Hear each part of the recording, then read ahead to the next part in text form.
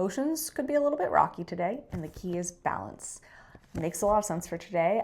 If you're seeing this on the day I posted it, it is Thursday, February 12th, 2026, which is the last day of Saturn in Pisces before Saturn enters Aries. So we're at the 29th degree of Saturn in Pisces. That is the anaretic degree for those who are familiar with astrology.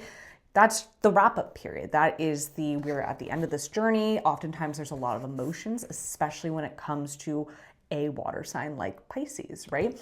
Especially if you're having your Saturn return. If you're Saturn in Pisces, you're wrapping up your Saturn return literally today before we move into Aries. So it's going to bring out a lot of emotions. And again, not just for the Saturn and Pisces people, but for everyone, because we all have Saturn and Pisces transiting some part of our chart.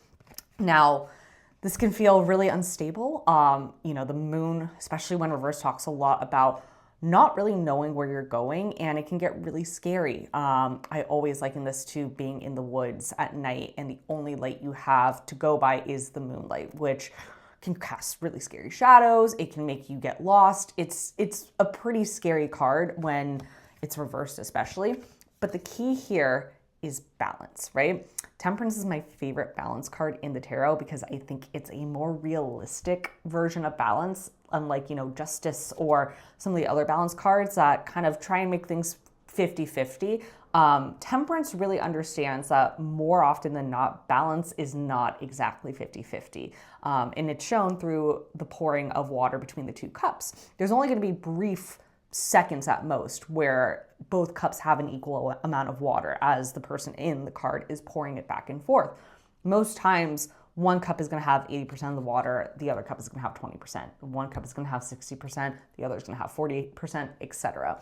That is a much more realistic version of balance, especially if we're talking about things like relationship, whether it's with another person, work-life balance, etc. So just know, there are times in our lives where we are going to be feeling more emotional than usual. Today is a perfect example of that. I wouldn't be surprised if on a collective level, something pretty big and emotional happens.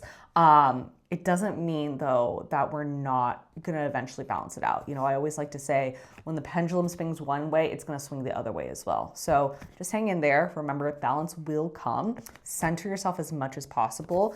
If you need to cry, cry it out. And if you don't know exactly where you're going, that's okay. You're going to figure it out. I hope that this message resonated with you and finds you well.